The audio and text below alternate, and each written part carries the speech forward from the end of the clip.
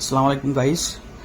এটা যেটা দেখতেছেন এটা হলো কেডিস ইন্ডিকেটার, ছোট্ট একটা বোতল। এতে কিছু কালারফুল সাবস্টেন্স আছে যেগুলা ডিপ ক্যাভিটি বা যদি ক্যাভিটিস থাকে দাঁতের ভিতরে ডিটেক্ট করতে সহায় করে।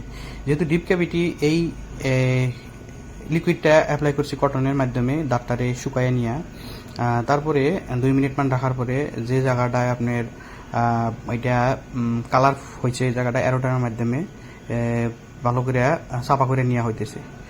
সাফা করার পরে আমরা যেহেতু ডিপ ক্যাভিটি, এই ক্যাভিটিটাতে আমরা ক্যালসিয়াম হাইড্রোক্সাইড ইউজ করব। ইউজ করার পরে এতে 2-1 মিনিট দেখবো যদি কীরকম সেন্সিটিভিটি হয়, ব্যথা কীরকম হয়। যদি ব্যথা বহুত কম থাকে, যেহেতু ডিপ ক্যাভিটি অল্প ব্যথা থাকার সমস্যা থাকে, এই ডিপ ক্যাভিটিতে কিন্তু কম্পোজিট রেস্টোরেশন করা লাগে না। এই জায়গায় আমরা ভালো কোয়ালিটির জিআইসি রেস্টোরেশন ইউজ করতেছি। তারপরে যখন 2-1 দিন অল্প অল্প পেইন হইতে পারে, যেহেতু ডিপ ক্যাভিটি, তারপরে কিন্তু পেইনটা যাবো গা।